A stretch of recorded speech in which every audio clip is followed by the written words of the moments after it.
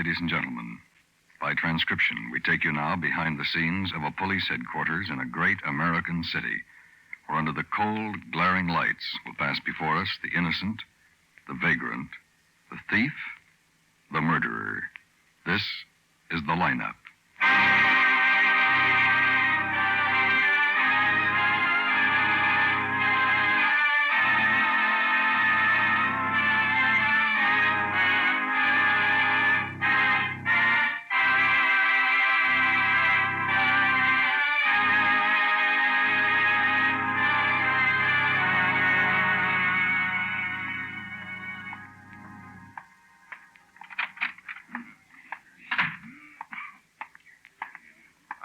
Hello, Quine.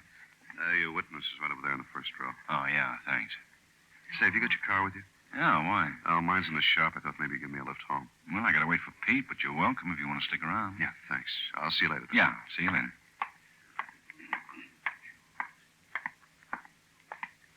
Oh, Miss Green. Oh, hello, Lieutenant. Been here long? Do you think you have the man? Well, I don't know. If you see anybody that looks familiar at all, I want you to speak up. Will there be many people to choose from? There'll be quite a few. May I have your attention, please? You people out there on the other side of the wire in the audience room, may I have your attention, please? That's Sergeant Carter, Thank you. isn't it? Mm-hmm. My name is Cogger, Sergeant Pete Cogger. I'll explain the lineup to you. Each of the suspects you see will be numbered. I'll call up a number, their name, and charge. If you have any questions or identifications, please remember the number assigned to the prisoner as I call his name. If you're sure or not too sure of the suspect, have him held. Questions I ask these suspects are merely to get a natural tone of voice, so do not pay too much attention to their answers as they often lie. Okay, bring on the line. All right, keep it moving right over to the end of the stage. Okay, now turn and face front. Hands at your sides. Number 3, take your hands out of your pockets. Now, when you answer my questions, talk up so the people in the back of the room can hear what you have to say. Okay, Leroy Morris, open charge. Step out, Leroy. Where do you live? 237 and 1/4, North Jefferson. Is that a house? No, it's a hotel, the Jefferson Arms. It's a hotel. Where do you work? Well, I'm not working. How long since you had a job? Well, I guess about 3 months. Where'd you work in your last job? The Berkshire baker. He's too small. You He's own a much car? too small. No, When you worked at the bakery, Leroy? the Berkshire baker. Yeah. You work at the main plant. Yes. What was your job? I cleaned up. Janitor? Well, I guess you could call it that. What would you call it? A cleanup man. Okay, Leroy, step back. Yes. Number 2, James Hamilton, open charge. He's about the Where do right you live, size. 9078 East Waterfield But that doesn't sound like his Is that voice. the I'm pot? not sure. Yeah, What's your business? handyman. Afraid I don't know what a handyman is, Jim. You don't? Why don't you tell me? No, No, that's like not you his think voice. people- The other one was much Well, higher. he could have raised it. Yes, I guess he could. Sergeant Carger, Yes, Lieutenant. have the suspect raise his voice. Talk higher. Raise your voice, Jim. Higher? Yeah, higher. Like this? Higher. Higher, Sergeant. Higher, Jim. How's this? Well, that's more like it. Now say something. What do you want me to say? I feel silly. State your name and address again. James Hamilton, 9078 East Waterfield Street. That's not the man, Lieutenant. Okay, Sergeant. That's fine, Jim. Is that all? You can speak naturally. I hope I still can. Step back, Jim. I'm a soprano. All you right. know it. All right, step back. Okay. Number 3, William O'Brien, Grand Theft Auto. Come on, step out. Take your hands out of your pockets. Where do you live, Bill? 211 South Juanita. Where's that? That's a new development over near Marview. He's not the one. That's He's the, too short and New Veterans thin. Development, isn't it, Bill? Yes, sir. What's your business? Carpenter. I've never been arrested before. Just answer the question. I'm sorry. You employed? Yes, sir. Where? Clearfield Construction Company. Anyone with you when you were arrested? No, sir. What kind of a car was it? It's a foreign car, huh? I don't know what kind it was. I'd been drinking. You drank much? Well, not much. Had a fight with my wife. Oh, I'm sorry. For what? Just supposed to answer the question. You had a fight with your wife. Yes, sir. You got drunk. I sure did. Then what'd you do? Well, I don't remember much. I guess I just got in the car and drove it off. Guess I was feeling sorry for myself and just wanted something to happen. It happened. Yes, sir. It sure did. How long you been married? 3 months since I got back from overseas. Where overseas, Bill? Korea. You didn't hold up a bakery while you were feeling sorry for yourself, did you? Hold up a bakery. I sure didn't, honest. Okay, step back, Bill. I'm sure he isn't the one. No, I'm sure he isn't either.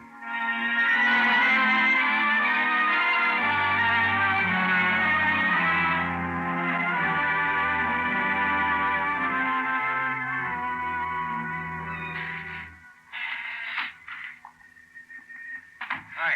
Hi, Pete. Want some coffee? Yeah. No identifications, huh? No. How's Miss Green going to identify anybody who walked into a store with a silk stocking over his head? Pretty tough. You ever try it? I've seen it. Here. Oh, thanks.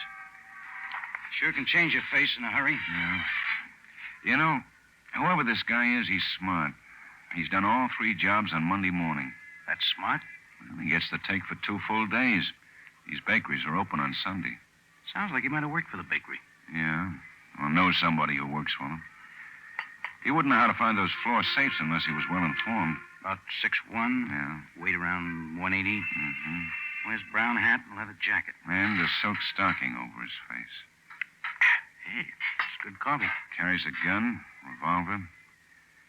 I hope we get him before someone scares him and he starts using it. You got the rest of the bakeries staked out? Yeah. Our men will cover from Sunday night till Tuesday morning. Can't spare them any longer than that. Guthrie. That's Quine, Ben. Silk stocking boy hit the Excelsior Bakery and shot a guy. Kill him? Don't know yet. Waiting for the ambulance. Excelsior Bakery, huh? Okay, Pete and I'll take it. Something hot? The guy with the silk stocking just held up another bakery, shot someone. Ben, Yeah? this isn't Monday.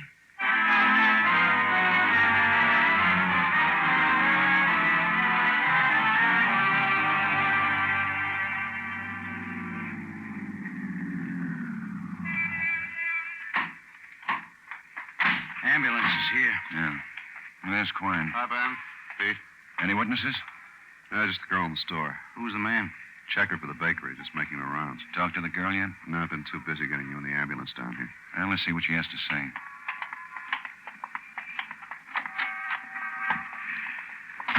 Miss Beatty?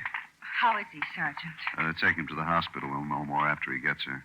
This is Lieutenant Guthrie and Sergeant Carger. They'd like to ask you some questions. I hope I can help. Did you get a good look at the man, Miss Beatty? A good look? Yes, it was horrible. He looked like... Well, I can't describe it. His face was all pushed out of shape under his silk stocking. Same guy. How did it happen? It all started after I'd given him the money. He made you open the safe? Yes, the floor safe. He made me go into the back of the store with him. I was scared stiff. Well, we got into the storeroom and he made me open the safe. Then he told me to put all the money into the bread bag. I did it as fast as I could. I just wanted him to leave, to get out of the shop. Mm-hmm. And what happened then? Then he made me lie down on the floor. Just as I'd done what he said, the bell on the front door rang. It was the checker from the bakery, Mr. Burns. Go ahead. Well, the bell rang, and this robber made me get up and go out to see who it was. He told me to wait on them as though nothing had happened. Said he'd have his gun on me, not to make any slips. I've never been so scared in my life. How did he know it was Mr. Burns? How did he know? Well, I guess when I started talking to him, Mr. Burns, that is, I almost fainted when I saw who it was. Did you try to warn him? Mr. Burns? No, I was so scared that I just stood there. If I'd only done something. Well, now, just relax. Try to take it easy and take your time. Yes, sir. I knew that Mr. Burns had come to check the store, and they'd go into the back of the store. All I could do was stand there. I tried to talk, but nothing would come out. Finally, I asked Mr. Burns to go away and come back later. And what did Mr. Burns do? Well, he just laughed and made a joke about my having a boyfriend in the back of the store. The robber must have gotten scared when Mr. Burns laughed, because that's when he... Oh, my gosh, I'm getting the shakes. Look at me. Here, sit down. I'll be all right. It's funny. I was pretty good till I started telling you about it. You want to tell us the rest? Yeah, sure, I'll be all right. Well, Mr. Burns was still laughing when I heard the first shot. It all happened so fast, and I was so frightened. You said first shot. How many shots were fired? How many? Oh, 3, I think. I was looking at Mr. Burns when the first one hit him. He stopped laughing. I'll never forget his face. Did he shoot at you? I don't think so. He fired 2 more times, as I remember, and Mr. Burns spun around and fell on the counter. Right over there. The doc found 3 holes in Burns. Mm-hmm. And what happened then? And then the man ran out the front door. I ran after him and yelled for the police. The man on the street called in. That's when I got the call. Miss Beatty, can you remember if the hold-up man touched anything? Or if there was any place where he might have left fingerprints? Let me see.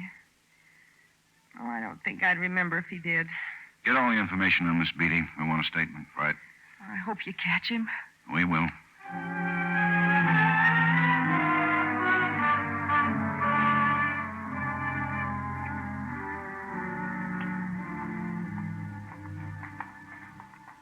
This guy isn't going to be easy. He'll slip. They always do. Yeah? And in the meantime, he's liable to fill up this hospital. Well, there's the doc. Hope he has something good to say. I hope so. Hello, Guthrie. You look as tired as I feel. Yeah, I'm tired, all right. How about Burns? Can't tell yet. He's still out. Just wheeled him out of surgery. Took 3 slugs out of the center abdomen. Uh-huh. What were they? Looked like 38s. Sent them over to Charlie in the lab. I'll check. They were steel jackets. Otherwise, Burns wouldn't have any stomach at all. Must have been fired at close range. Powder burns on his shirt. According to the witness, he was about 10 feet away. I sent the clothes down to Charlie in the lab. Charlie's going to be tired, too. Have any leads on who did it? Don't know a thing. What does he look like? You ever see a man with a silk stocking pulled over his head? Oh, you're kidding. Not a bit. Makes identification almost impossible. Silk stocking, huh? Thinking about trying it? Might not be a bad idea when I want to sneak out of the house. Well, take care of yourself, Ben. Get some sleep. I'll try. Send you over some vitamins. Thanks. Don't mention. Nice guy. Yeah. We think we've got a tough job.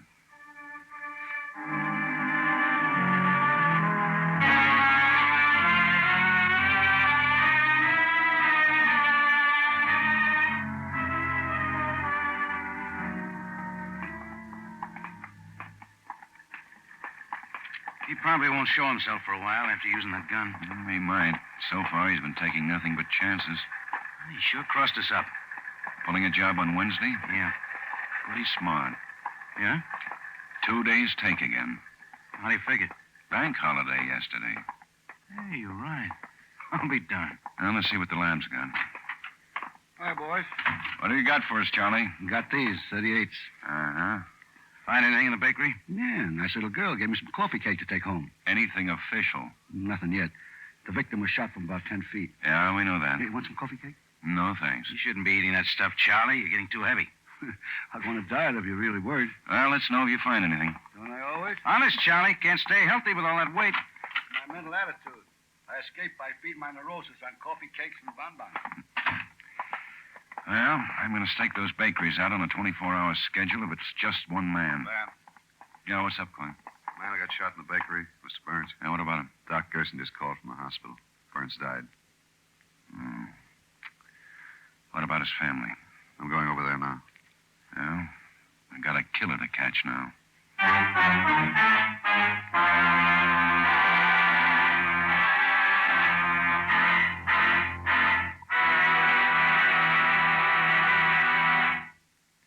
Big Town is where mystery and action await you every week.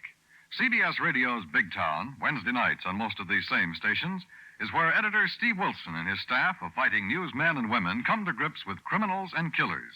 And there's action-packed listening every minute. Don't miss the latest Big Mystery Extra in Big Town.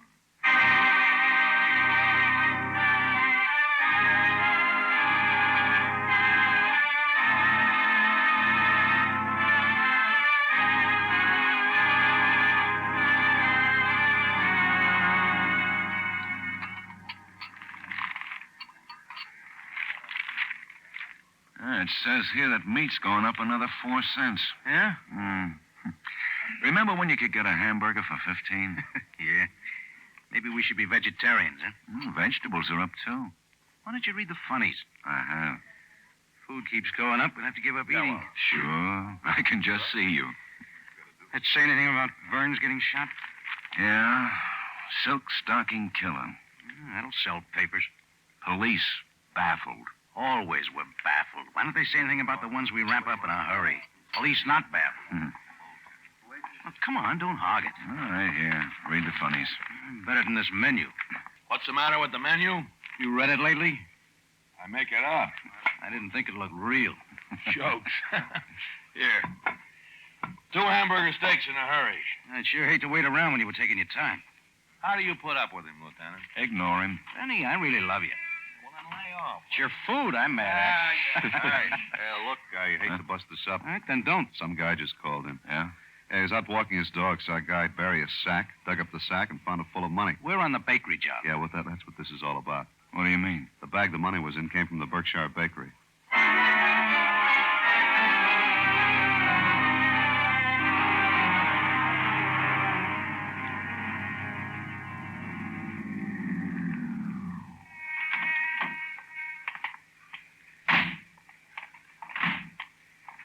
What's the man's name? Davis. Arthur Davis.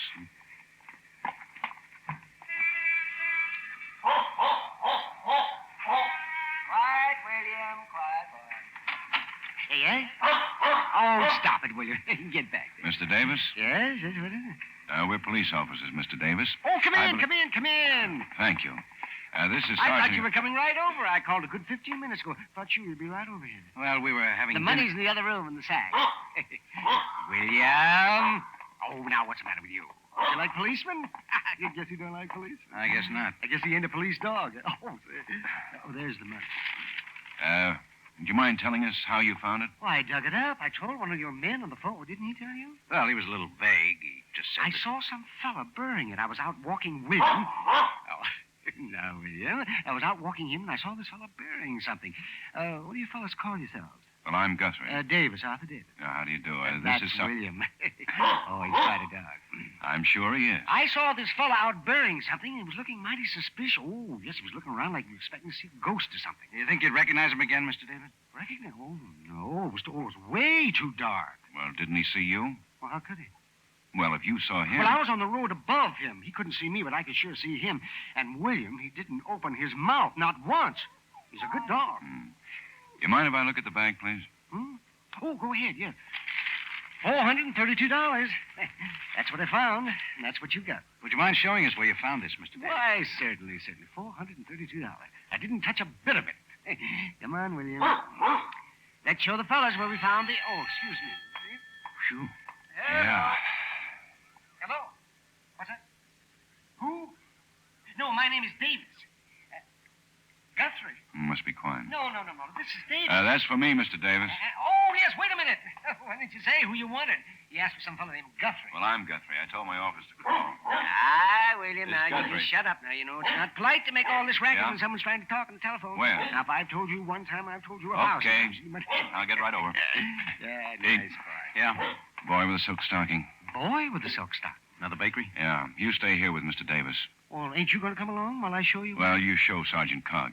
Who? I'm Cogger. Oh, well, surely. Come along. I'll show you. Yes, you can come, William. After he shows you, send him back to the house. Quine said our boy's wounded, so maybe he'll come back to dig up with the money. Right. You fellas coming? I want to leave this door open, you know. Be right there, Mr. Davis. Oh, hold your horses, William, boy. Good luck. Thanks a lot.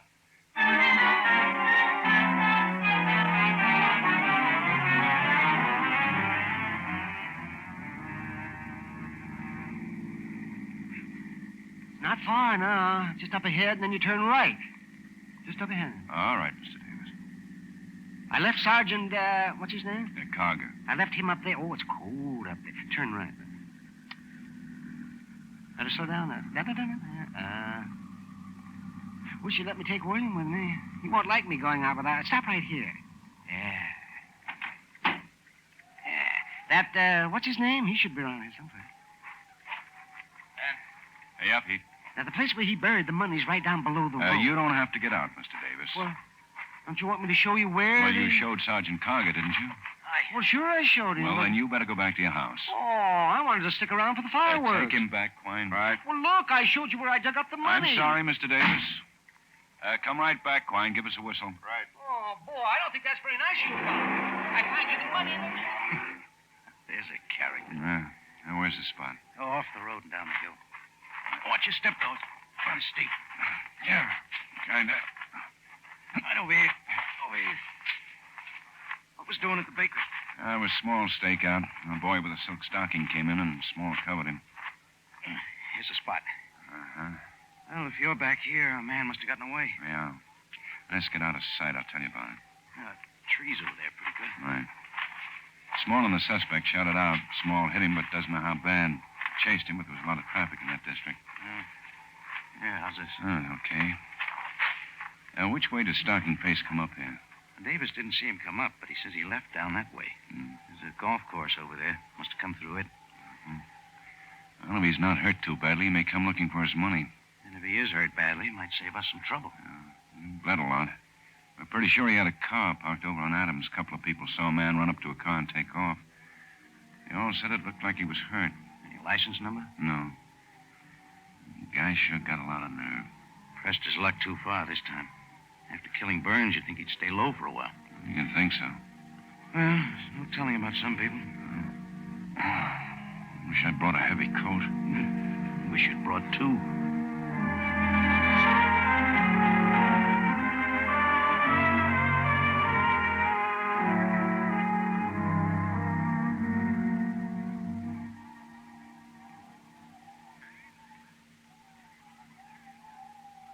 Quine ought to be back. I think I hear a car. Yeah. He's stopping down the hill. It might not be Quine.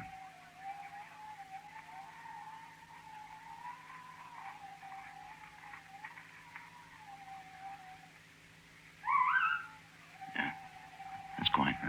Give him a flash of your light. I flash it again.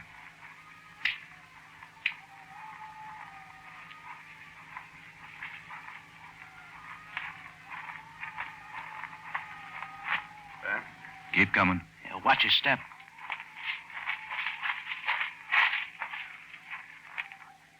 I parked the car down the hill. Yeah, we heard you. It's off the road in case he comes up that way. You came through the golf course last time. Over that way. Oh, it's cold. Sure is. Hey, what time's it? Yeah, about 9:30. Golf course, huh? Yeah. You play? Yeah, not for a long time. Used to be pretty good. I never could get interested in that game. Oh, it's a great game. Look, I pounded a bait for a lot of years. I've had enough walking. Oh, but it's great exercise. This is all the exercise I'll ever want. Boy, I'm freezing.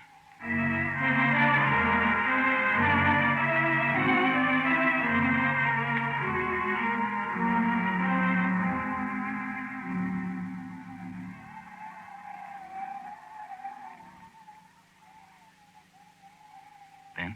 Yeah? No, I don't think he's going to show. Hey, I just thought of something. What?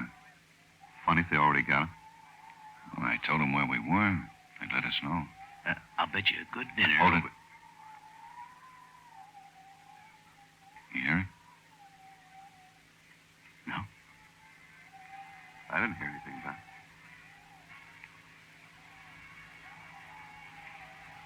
Yeah. Maybe it's a dog or something. That's no dog. Keep it down.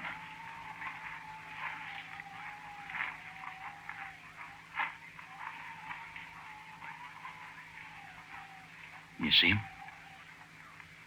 No.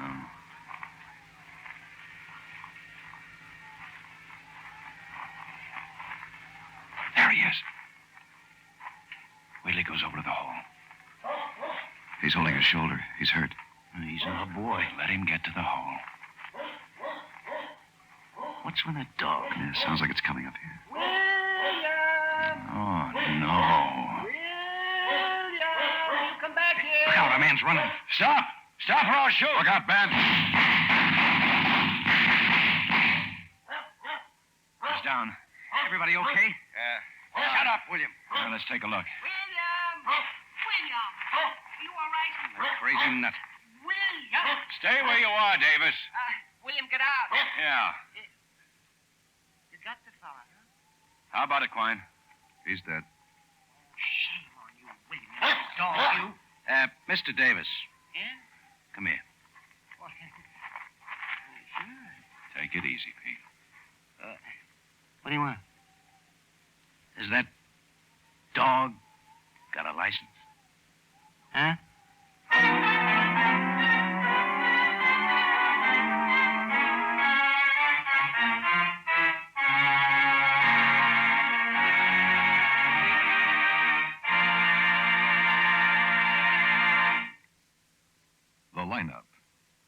you past the innocent, the vagrant, the thief, the murderer.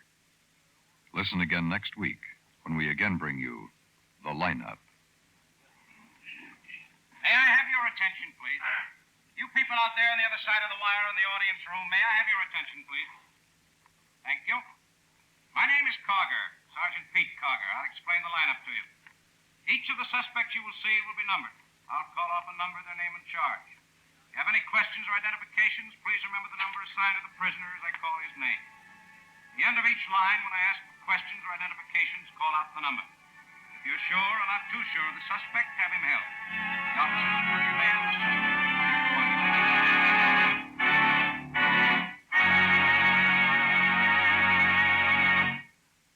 The Lineup, starring Bill Johnstone as Lieutenant Ben Guthrie, was written by Blake Edwards and Robert Wells, with music by Eddie Dunstetter. Featured in tonight's cast were Jack Moyles as Sergeant Pete Carger, with Joel Samuels, Virginia Gregg, Howard McNear, Harry Lang, Jim Backus, and Dave Light. The Lineup was transcribed in Hollywood by Jaime Del Valle.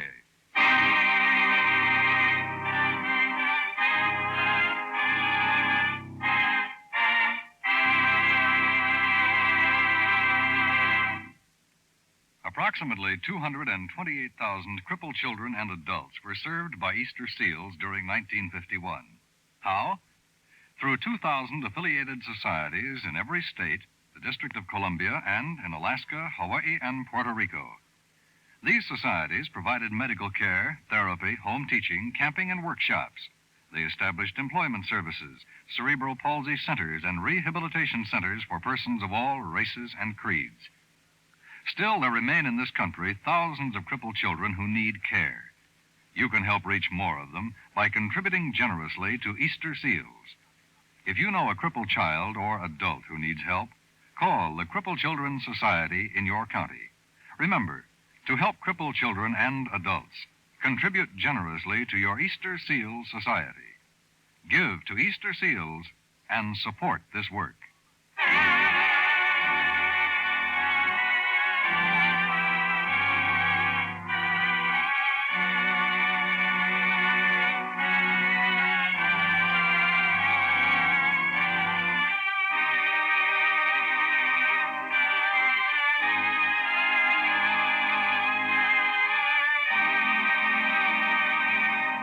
Next week, the lineup will be heard 25 minutes earlier.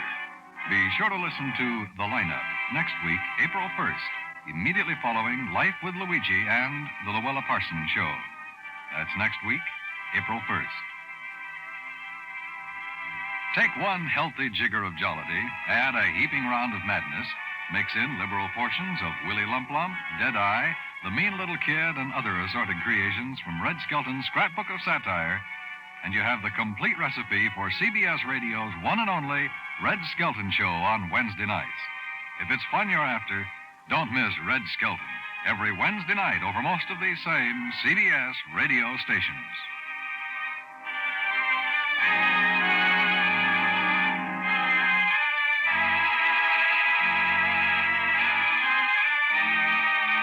Dan Coverly speaking. And remember, Wednesday night is Bing Crosby night on the CBS Radio Network.